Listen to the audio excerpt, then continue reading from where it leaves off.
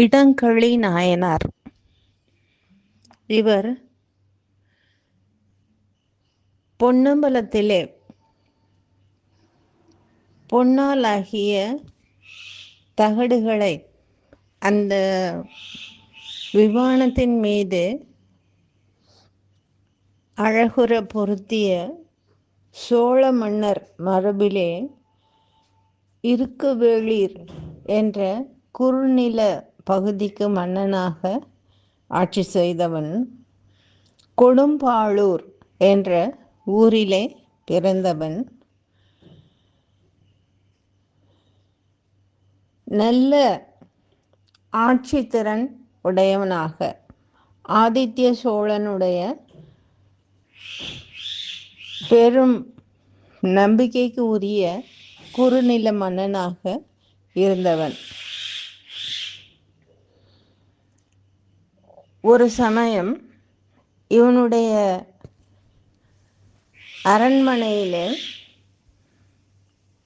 உணவு தானியங்கள் வைத்திருக்கக்கூடிய பகுதியிலிருந்து நெற்களஞ்சியத்தில் திருடு போகின்றது.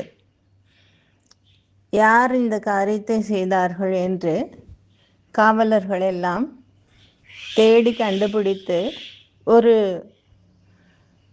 அடியவரை அழைத்து வருகின்றார்கள்.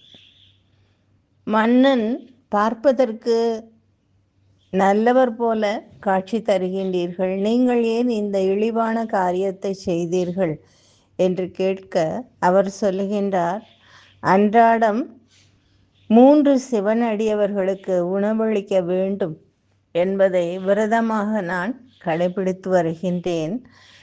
கையிலே எந்தவித தானிய செல்வமும் இல்லாததால் இப்படி திருட்டு வேலையிலே இறங்கினேன் என்று சொல்ல, இவரென்றோ நம் பண்டாரம் என்று அவரை போற்றி பாராட்டி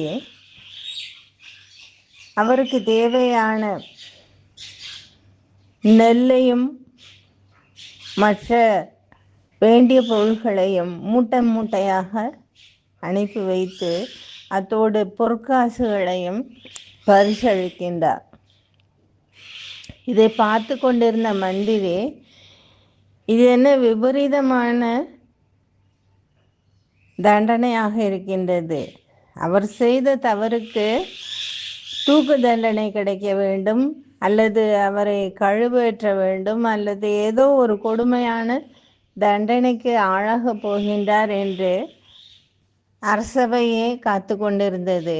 நீங்கள் இப்படி செய்து விட்டீர்களே என்று மன்னனிடம் கேட்க, அந்த இடங்கழி நாயனார் சொல்லுகின்றார்,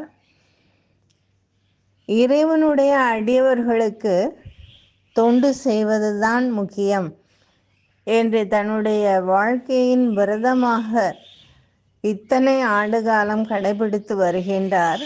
அதை தொடர்ந்து செய்வதற்காக நெற்களஞ்சியத்தில் இருந்து சில படி நெல்லை எடுத்திருக்கின்றார். இது தவறான காரியமாக எனக்கு படவில்லை. சிவபெருமான் மீது நானும் நீங்காத அன்பு கொண்டவனாக இருக்கின்றேன்.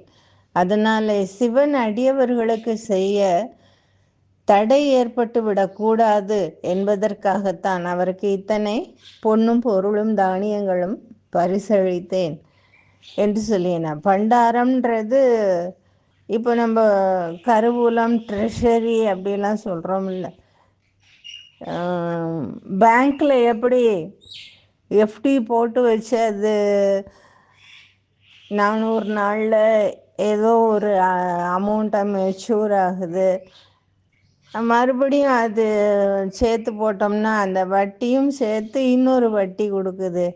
அந்த மாதிரியான நம்முடைய வரவு செலவு கணக்குகளுக்கு நாம் சேமித்து வைக்கக்கூடிய ஒரு இடம்தான் பண்டாரம் என்று அழைக்கப்பட்டது.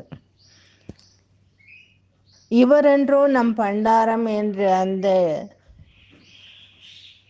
மன்னன் இடங்கழி நாயனார் குறிப்பிட்டது அதைத்தான் சொல்லுகின்றது. நல்ல காரியத்திற்காக உதவுபவர்களுக்கு நாம் உதவினால் அதுதான் நமக்கு பிற்காலத்திலே நல்ல கர்ம வினைகளுக்கு உரிய சேமிப்பாக அமையுமே தவிர வேறு எந்த வகையிலையும் நாம் புண்ணியத்தை சம்பாதிக்க முடியாது என்பதை இக்கருத்தின் மூலமாக நாம் புரிந்து கொள்கின்றோம். உண்மையிலேயே அப்படிப்பட்ட நல்ல ஆட்சியாளர்கள் ஒரு காலத்திலே இருந்திருக்கின்றார்கள் தமிழ்நாட்டில்.